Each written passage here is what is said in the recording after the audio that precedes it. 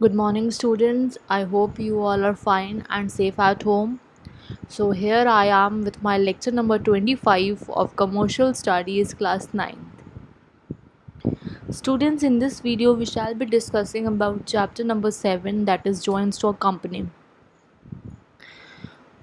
Students, already I have made several videos of this chapter, and those who haven't seen those videos yet, kindly first see that. So in a previous video, I have discussed with you the difference between the private and public company, difference between private company and partnership. We have also discussed some privileges which are granted to a private company and also advantages of a private company. So in this video, we shall be covering the leftover topics of this chapter, and this is the very last video of chapter number 7, that is joint stock company. From our next video, we are going to start a new chapter, chapter number 8. So let's proceed. Now the first topic is disadvantages of a private company. We have already discussed the advantages of a private company in my previous video, and today in this video we shall be discussing about disadvantages. So first disadvantage is smaller resources. Since a private company cannot have, sorry, it's by mistake it's mentioned 50, but the correct number will be 200. A private company cannot have more than 200 members because there is some limitation imposed by the government that a private company cannot have more than 200 members. Therefore they have their borrowing capacity is also limited. They have less financial resources as compared to a public company. They can have the unlimited number of members, and therefore they are in a position to raise a huge amount of capital, whereas a private company just is in a lesser position to arrange resources, and therefore the first disadvantage of private company is that they have the smaller resources in comparison to a public company. Now second disadvantage is lack of transferability of shares. Now just already I have told you that a member of a private company cannot transfer its shares to anyone, cannot transfer a share. Suppose a person has bought the shares of X company, and now he do not want to continue the membership of X company. He wants to transfer of X company shares to someone, but he cannot do so. He has to become the member just until the lifetime of the company, or when the company wants. So that means there are restriction on the transfer of shares in a private company. As a result, shareholder cannot leave a private company easily. He can leave, but several documents and several legal formalities have to be filed with the law, and then only he will be able to transfer his shares. So transferability of shares is not so easy, it's not so preferable. And if you do a comparison of a public company member can easily transfer its shares by selling his or her shares to someone he wants. So there are no legal formalities in transferability of shares, but in a private company there is. So there is a one disadvantage, that a private company member cannot transfer his shares. So I hope so you must have got these 2 points. Now the third point is poor protection to members. Now we have discussed in a private company, all the members cannot participate in the decision making process. So what the all the members appoint the BOD, that is board of directors, and a private company is majority of the minority members may suffer at the hands of the majority members. So the members who hold the large amount of shares may um, you know detroit the position of minority means the people who are holding less amount of shares. So they may misuse their rights. Majority shareholders may misuse their rights and may exploit the minority shareholders. And dissatisfied members cannot cut off the connection with the company except at a loss. Now suppose if a member is not satisfied with the functioning of a private company, he cannot just he cannot withdraw his connection, he cannot cut off his connection. Just except at a loss he can cut, but nevertheless he cannot cut. So there is a poor protection to members. Minority shareholders are not protected. Dissatisfied members are also not protected. They are not satisfied with the company. And dissatisfied members also do not have any option to leave the company. So there is a very poor protection provided to the members of a private company. I hope so you have got this point. So proceeding to point number 4, that is no valuation of investment. Now as we know, you must have heard the term stock exchange. Stock exchange. So what is stock exchange? Stock exchange means where the shares are bought and sold. Where the shares are listed on a stock exchange, the public see those shares, take decision to buy which shares, and they invest in the shares. So place where shares are bought and sold are known as stock exchange. Now shares of a private company are not listed on the stock exchange. Just only the public company shares are listed on the stock exchange, and a shareholder cannot therefore know the real value of his investment in a private company. Since the shares are not listed, are not shown on the stock exchange, so the real value cannot be known to an investor, that how much the share is progressing, what is the real value, what is the price of that share. Because sometimes the company may also hide some facts. Just while we do the comparison, a public company cannot hide such facts because all the shares are present on the stock exchange, their real value, their present value, their past value, just all these things are mentioned. But a private company, such things are not mentioned, and therefore a shareholder cannot know the real value of his investment in a private company. Then the fifth is lack of public confidence. Public has little confidence in a private company because its affairs are unknown. Since I have told you that a private company will not publish its accounts. Just its shares are also not listed to the means on the stock exchange. Therefore public are not able to know how much a private company is progressing.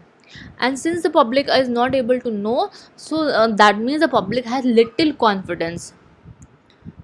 Public cannot be sure that such a private company, if they will make the investment in such a private company, they will gain the profit.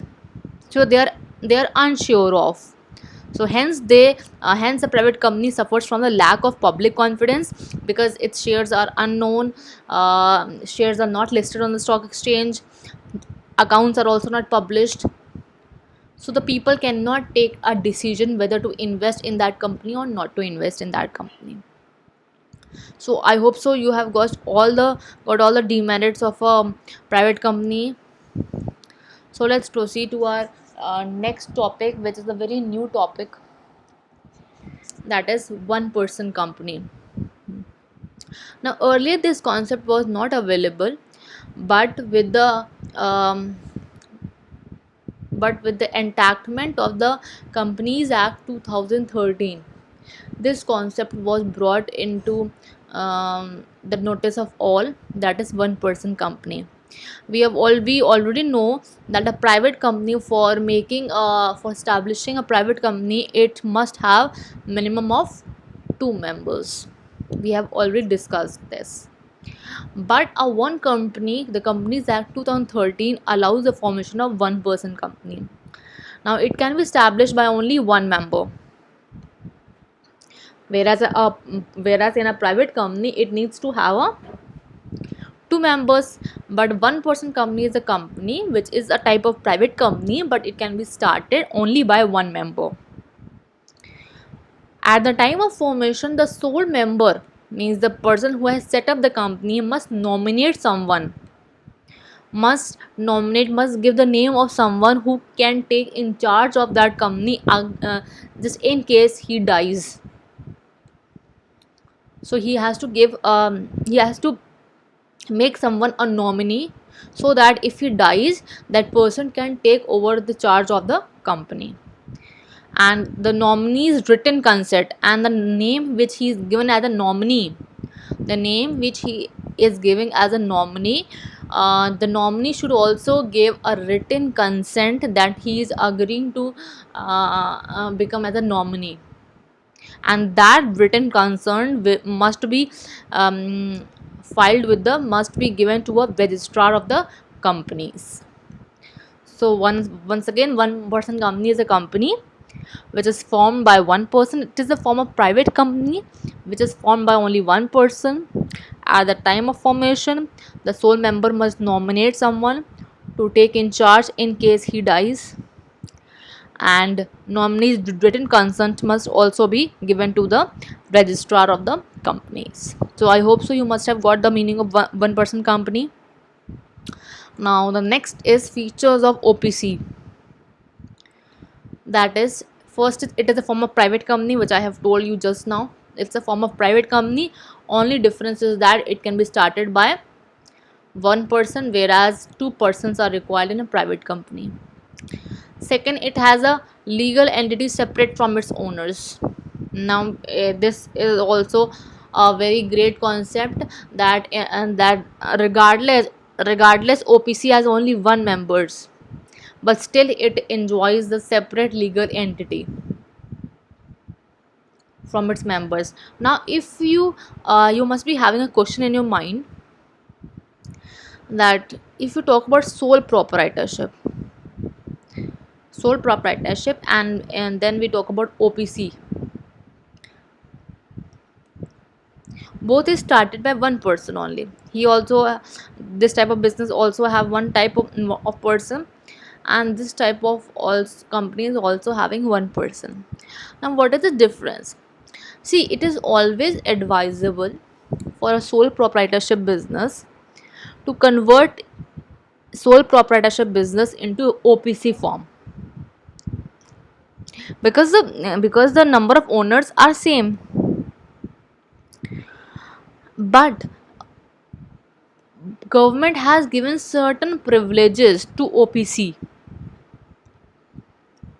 and this type of company is just initiated so that more creative business ideas could be formed. Sometimes a person is having some creative ideas, he knows how to develop the commodity with a new different style, but they're not having he is not having any just member to form a company. So in that case, the Companies Act 2013 has granted that if a person has a brilliant creative ideas and he is not having any other member to support him, then he can establish his own company, and that company will be known as OPC, one person company. And certain privileges have been granted by the government, by the law, by the Companies Act 2013, that in if you talk about sole proprietorship, they do not have separate legal entity. They do not have, means the proprietor and the business are the same, but in OPC they have the separate legal entity, means the owner, one person who has formed the company, and his company are different thing, are the different things, they are not the same thing. So that means if a company suffers a loss, he will not be liable, he will not be liable. And if and just tell me one thing, that if a company can be established by one person at the initial stage, at the starting of the company, but later on it can be increased to number of members. So so it's not compulsory that only one person carries the company throughout the life. The number of members can be increased to a later on. So third number is the liability of the members is also limited. So if we compare with the sole proprietorship, they have the unlimited liability, but OPC they have the limited liability. Means that if the company suffers a loss, he will not be liable for paying from his personal property. And fourth is an OPC can may be managed by owner or his representative. The OPC company may be managed by his owner or his representative also, as the case may be. Fifth is every OPC shall have at least one director. We have discussed that in a private company there must be a minimum of two directors, but OPC can have only one director. So you must have observed various privileges that are granted to the OPC in comparison to the sole proprietorship business. So that is why it is always advisable that a sole proprietorship business should be converted into one person company so as to avail various types of benefits.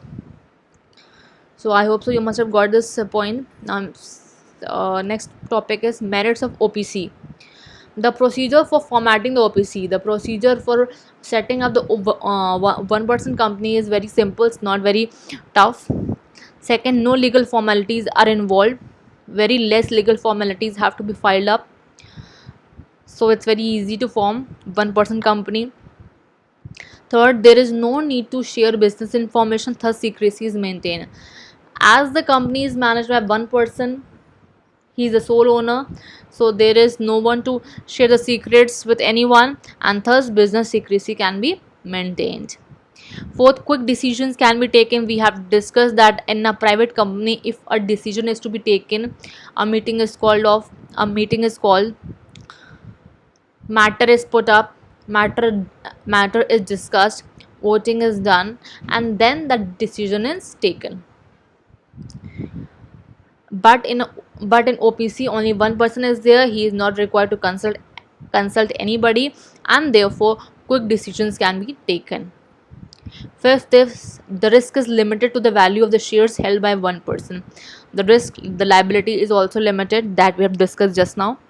So I hope so you must have got the merits of OPC. Now talking about demerits, that is the life of OPC is uncertain and unstable. The OPC company is not very certain. Its life is unstable because it is managed by one person, and uh, just although he has given a nominee, but if a nominee after the death of that one person who has formed the company, the nominee is unable to run the company, so that means the company will come to an end. So that means the life of the company is uncertain. Second demerit is a company should operate as a democratic institution with discussion and decision by voting. But in OPC, there is no democracy. Since a private company is run by democratic form, and all the decisions are taken just in consultation of everyone, and voting is done, so there is a scope for democracy. But in an OPC there is no scope for democracy, or just if the number of members are increased later on, then only the decision would be taken by only that person who has formed the company. So there is no point of democracy in this type of company. Third one is an OPC has to be registered, has to be incorporated. It has to also to comply with some legal formalities. So many legal formalities have to be observed. One person company cannot be formed just easily. You set up the company, form the name of the company, and that's over. You need to have certain legal formalities. You have to file with the Companies Act 2013. So that means it's a very time consuming process also, and too many legal formalities have to be filed with the registrar of the Companies Act 2013. So I hope so you must have you are clear with the demerits of OPC. So here comes our last topic of this chapter and this video, that is comparison between proprietorship and OPC. Just now we have discussed the difference, so let's just again quickly revise. Legal status. What is the legal status? The firm and the owner are the one, they are the same, which I have told you just now. While in OPC it is a separate legal entity, means the firm, means the owner and the company are different. Now registration. Proprietorship registration is not compulsory. It's not compulsory. He may or may not have its registration, but OPC it must be registered with the Companies Act. It needs to be registered. It's compulsory. Liability in proprietorship is just unlimited, while in OPC it is limited. Setting up. Now it's very easy to set up the sole proprietorship business, but OPC it's difficult to set up. Why? Because too many, it's an expensive process too, and too many legal formalities have to be filed up. Fifth point is itself formalities. Now no legal formalities are involved in setting up the sole proprietorship business, while formalities are required in setting up the one person company. So I hope so this difference is very much clear to you, and this was the end of this video. Thank you for watching. Keep on revising, students, and whatever problem you faces in just any of the chapter, just mention in the comment section, and do like and subscribe my channel. Have a nice day.